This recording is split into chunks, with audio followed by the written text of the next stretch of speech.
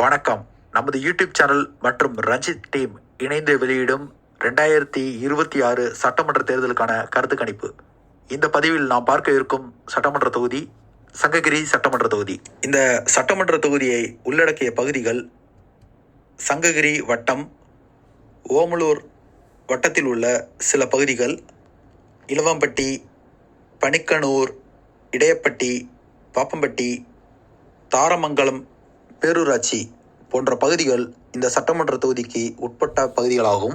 இந்த சட்டமன்ற தொகுதியில் இதுவரை நடந்து முடிந்த தேர்தல்களில் கிட்டத்தட்ட 8 முறை அதிமுக வென்றுள்ளது. 6 முறை திமுக வெற்றி பெற்றுள்ளது. காங்கிரஸ் கட்சி 2 முறையும் தங்களது வெற்றியை பதிவு செய்துள்ளனர். கடந்த 2021 சட்டமன்ற தேர்தலில் அதிமுகவை சார்ந்த சுந்தர்ரேசன் 1,15,472 வாக்குகளை பெற்று கிட்டத்தட்ட 49.72% வாக்குகளை பெற்று வெற்றி பெற்றுள்ளார். அவரை எதிர்த்து போட்டியிட்ட திமுகவை சார்ந்த ராஜேஷ் 95,427 வாக்குகளை பெற்று 41.09% பெற்று தோல்வியடைந்துள்ளார். நாம் தமிழர் கட்சியை சார்ந்த சோபனா 10,862 வாக்குகளை பெற்று 4.68% 3ஆம் இடத்திலும், மக்கள் நீதி மைய கட்சியை சார்ந்த செங்கோடன் 3,175 வாக்குகளை பெற்று 4ஆம் இடத்திலும், அமமுக கட்சியை சார்ந்த செல்லமுத்து 1,471 வாக்குகளை பெற்று 5ஆம் இடத்திலும் பெற்று தோல்வியடைந்துள்ளனர். நோட்டோவுக்கு கிடைத்த வாக்குகள் 1,469.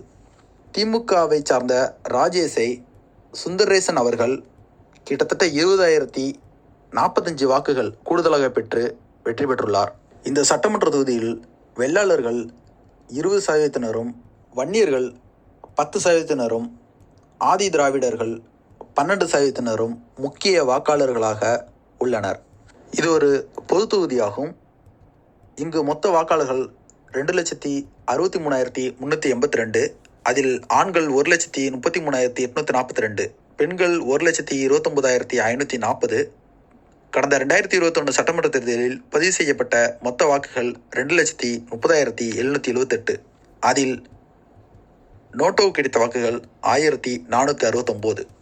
இந்த சட்டமன்ற தொகுதியில் தற்பொழுது மக்களின் ஆதரவை பெற்று முதல் இடத்தில் உள்ள கட்சி திமுக.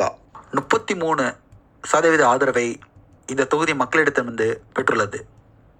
2ஆம் இடத்தில் தமிழக வெற்றி கழகம் 31% ஆதரவை மக்களிடத்திலிருந்து பெற்றுள்ளது.